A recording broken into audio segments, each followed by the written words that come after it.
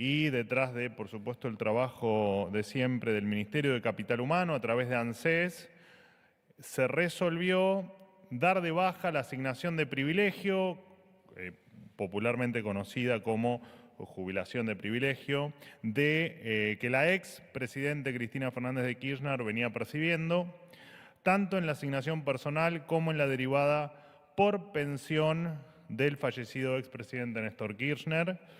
Esto significa para los argentinos un ahorro, al menos de la asignación que se cobraba en mano, de unos 21.827.624 pesos con 65 centavos. El beneficio previsto por la ley 24.018 para expresidentes y exvicepresidentes de la Nación es una asignación que no tiene carácter contributivo y se otorga con carácter excepcional y extraordinario como contraprestación al honor, el mérito y el buen desempeño en el cargo. La señora Cristina Kirchner fue condenada por la Cámara de Casación Penal en la causa Vialidad como autora del delito de administración fraudulenta, por lo que representa lo contrario al honor, al mérito y al buen desempeño. La jubilación a exmandatarios es un privilegio que no debería existir en la Argentina, más aún si quien la percibe está condenada por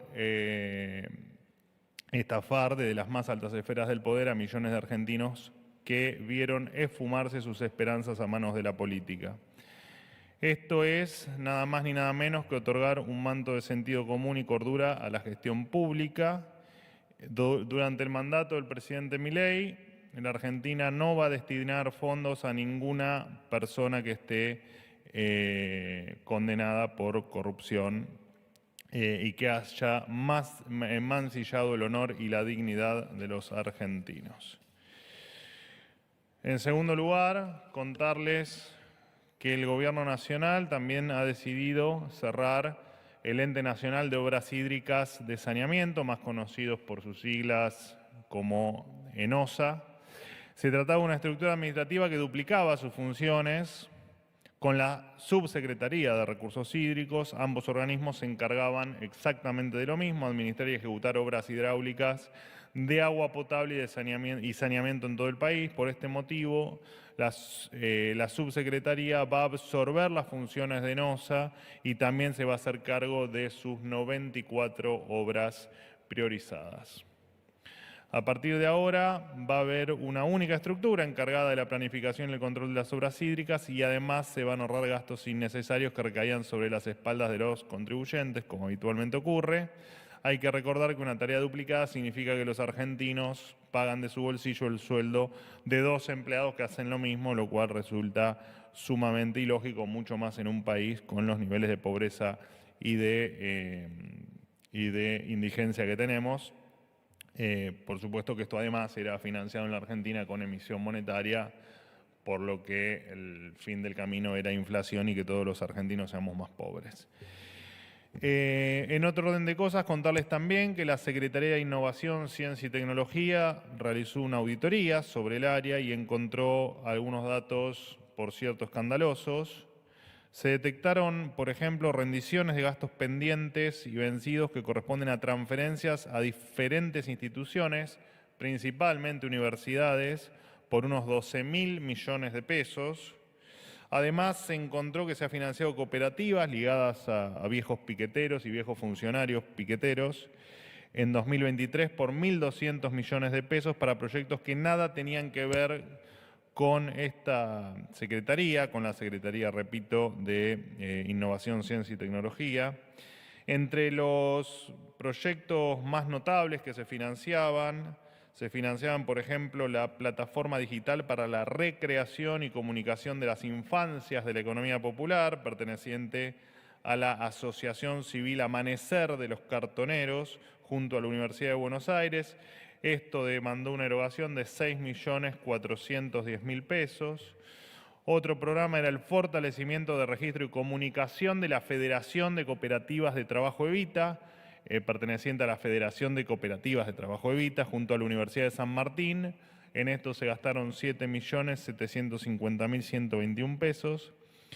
Otro programa se llamaba Taller de Madera de la Asociación Civil Néstor Vive, con la Universidad Nacional de Arturo Jaureche. Esto demandó más de 10 millones de pesos. También se financiaron investigaciones de dudoso impacto social como, por ejemplo, poéticas comunistas y archivo soviético en la literatura latinoamericana de los siglos XX y XXI, procesos de apropiación, lectura y traducción cultural. Otra de las investigaciones fue el potencial político y afectivo de ser juntos en contexto de lucha, los procesos de pertenencia y articulación entre comunidades y organizaciones mapuche y mapuche tehuelche.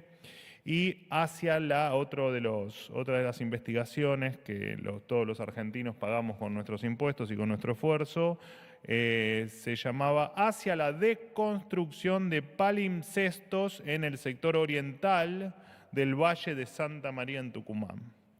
Cabe destacar que el 75% de los investigadores trabaja en universidades y organismos públicos, cuando debería existir una proporción mayor en el sector privado, que es el verdadero motor productivo del país, como tantas veces lo hemos dicho.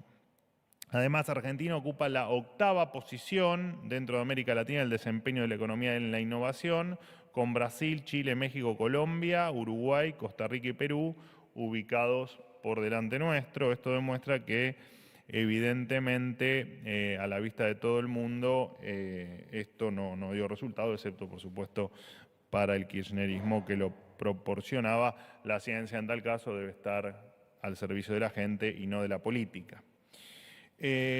Por último, contarles, dentro de las cuestiones exóticas que pasaban en la República Argentina, exóticas pero siempre sostenidas por el bolsillo del contribuyente, se hizo un nuevo cruce de datos con el Servicio Penitenciario Federal y la Agencia Nacional de Discapacidad, conocida como ANDIS.